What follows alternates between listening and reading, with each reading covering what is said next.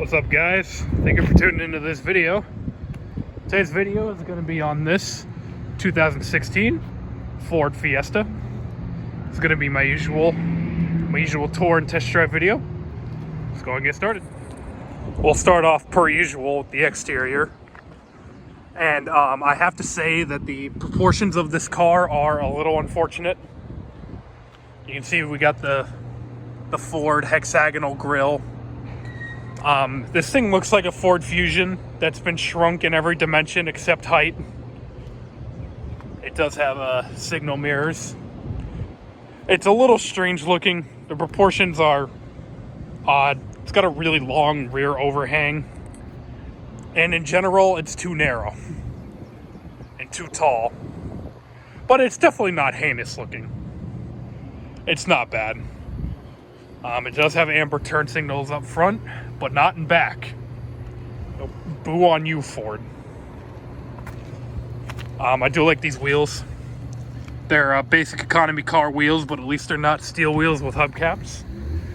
And you got your fuel door over here, and it is capless, which is nice. I like that Ford does that. Obviously, it's white. It's got the good style door handles that you can open from top or bottom. You do have a little blind spot mirror there, which is actually really useful, and some wind deflectors on the mirror here. Overall, it's a good looking thing. It's definitely a little strange, and the hatchback is a lot better looking than the sedan, and the Fiesta ST is massively better looking than the base car. Moving on now to the interior. The interior is standard affair for an economy car of this era.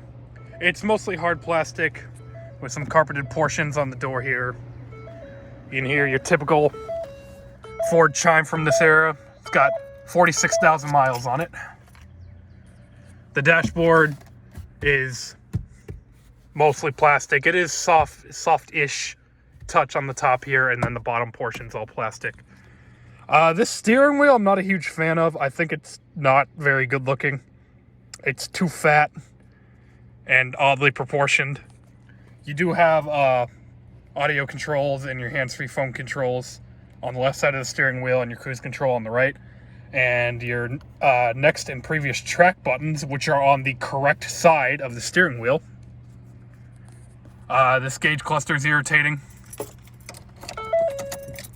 because it only has a bullcrap. Stop beeping. Because it only has that nonsense temperature gauge, not an actual temperature gauge. But at least the tach and speedometer are nice and big. And there's a little button on the end of the turn signal stock that allows you to scroll through the menus. And you do have outside temperature on there as well. It's fine, I guess. I just don't like it very much. And you got your fuel gauge at the bottom between the tach and the speedo. Coming down the center of the dash, you got the radio, which is reasonably easy to use. A sea of buttons here, your lock-unlock hazards, and then your very simple climate controls, which are 3 knob, 3 button. Doesn't get any better than that. The shifter, which is just shifter. A little hole with a 12-volt power outlet in your auxiliary and USB for your sync system. Cup holders. Your handbrake, which is a handbrake. And you've got a glove box, which is not damped, so it'll hit your shins, so you gotta be careful. And on the passenger side door, you've got the same carpeted portion on the door. And the seats are cloth, and they're reasonably comfortable. Definitely not the most comfortable seats, but they're definitely not bad. And the steering wheel, I'm not sure if it is leather wrapped, but it feels leather wrapped, and it feels pretty decent actually. And you also have a center console with a lid that just springs open, which is nice. And it is reasonably deep. It holds stuff. Overall, it's not too bad. The ergonomics are a little weird, especially for someone like me who's tall. But we'll get into that more in the driving portion. Moving on to the back seat. Rear seat room or the rear seat in general, isn't anything to write home about. You lose the carpeted portion on the rear doors. It's all plastic. And climbing inside, I am 6'2", and this seat is all the way back. And I have literally no room. I cannot get my knees behind the rear seat, and I can't get my feet firmly on the ground.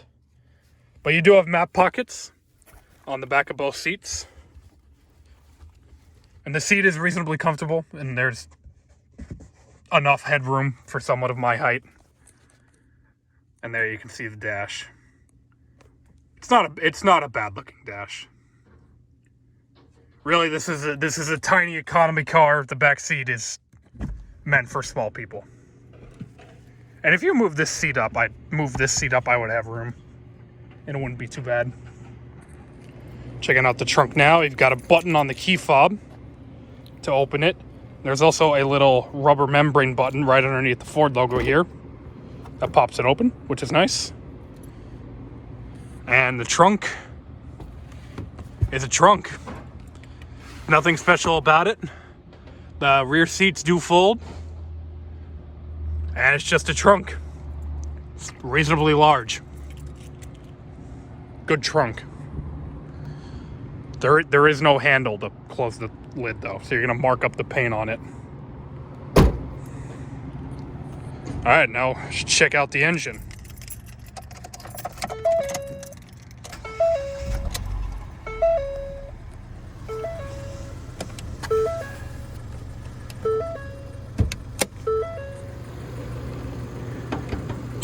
The engine in this car is a 1.6 liter 4-cylinder, 16 valve, dual overhead cam.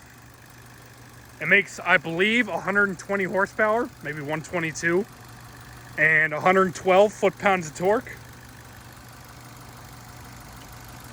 I'm not sure if it has direct injection. It sounds like it has direct injection. And as far as I know, these are pretty reliable. I haven't heard any horror stories. And the owner of this car has had no problems with the engine. She's had problems with the transmission, but we'll get to that. It's really just an engine. A lot of plastic in here. It looks reasonably serviceable though. Not too bad.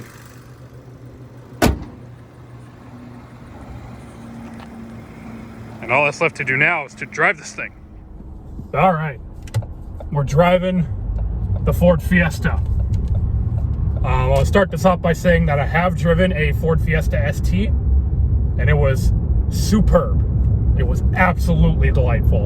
And if any of you have a Ford Fiesta ST that you're willing to let me drive, please don't hesitate to hit me up. I would love to take it out and make a video on it. But as far as this base model is concerned, if you were considering a compact car in 2016, this wouldn't have been a bad option. The only subcompact car that I would recommend over this in 2016 would be a Hyundai Accent, because the Hyundai Accent has a normal transmission, and I think the Hyundai Accent is way better looking. The interior is the same, about the same in terms of materials and build and stuff. But this Fiesta wouldn't have been a bad choice. I mentioned earlier that the ergonomics are weird, and they are weird. It's like the weirdest thing about the ergonomics in this car is that the pedal box is terrible. The pedals are way too close together. So as I'm giving it gas, my foot is always rubbing the brake pedal, and it drives me up a wall. And there's not enough space to contain my super long legs. So even though I have this seat pretty much as far back as it'll go, my knee is still bent at a 90-degree angle, and you know, like 3 or 4 hours on the highway in this would hurt my legs. And a Fiesta ST is on the short list of things that will replace my Honda, but I'm hesitant to buy a Fiesta ST because of those ergonomic issues. I don't remember the ergonomics being a problem in the Fiesta ST that I drove a few years ago, but it's something that I worry about. But things that are good about this car in terms of comfort, there's a lot of room in here in other dimensions. You know, there's tons of headroom and there's a lot of shoulder room and stuff. And these seats are comfortable. They fit my frame just fine. You know, they're supportive enough. They're soft enough. You know, they haven't ripped or anything, which I would hope not. This thing's only 6 years old. And, you know, aside from the weird quirks of the ergonomics, it's really not bad. And the weird quirks wouldn't even be quirks if you weren't really long-legged and giant-footed like I am. But, speaking of the Ford Fiesta, the Fiesta ST, I keep bringing that up in this video, because if you're gonna buy a Fiesta, that's the Fiesta that you should buy. But one thing that everyone likes about the Fiesta ST is how well it handles and how good the steering is. And I am happy to report, as we get in the turn lane to turn onto Merritt Road here, that the steering and the handling of the Fiesta ST is echoed in this base model. The steering, it's definitely video game steering. It's electronically assisted, and it's very much lacking road feel, but it's extremely direct, and the car corners flat, like as flat as it'll get. There's the subtlest hint of body roll, like there's just the correct amount of body roll, and there's no understeer that I've noticed,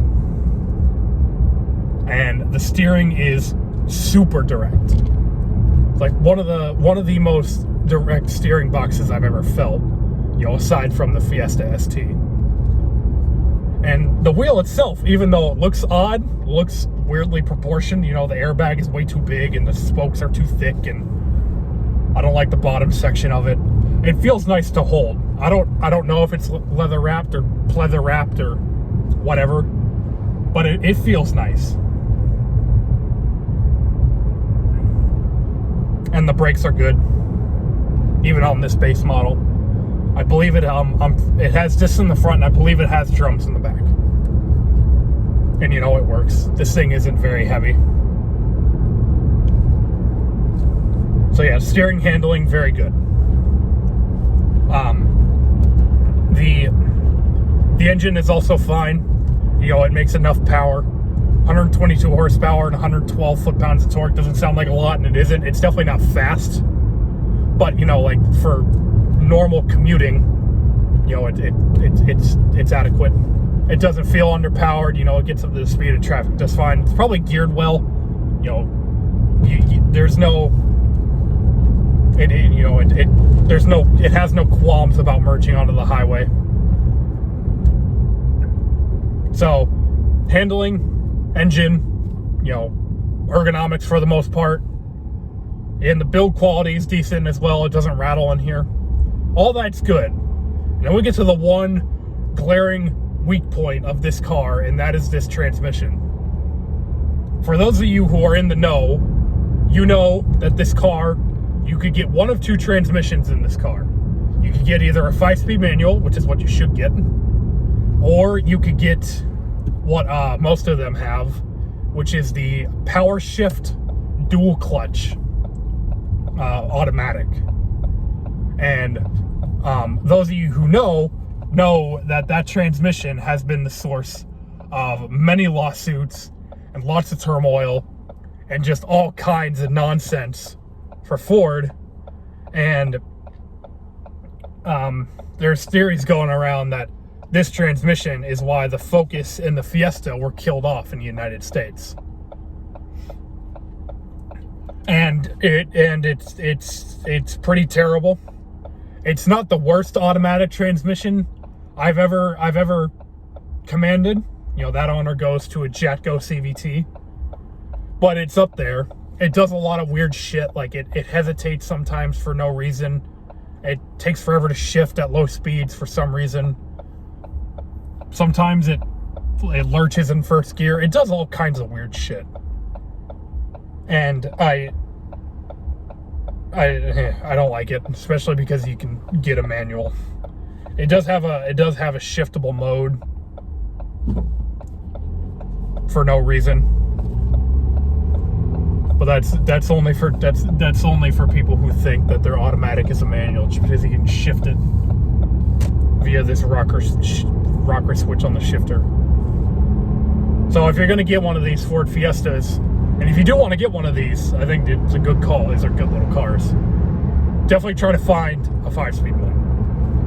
My sister's had, this car's owned by my sister, and she's had issues with this transmission, and her husband has a Focus that also has a power shift, and it also has had issues. It's the same year as this car as well, 2016.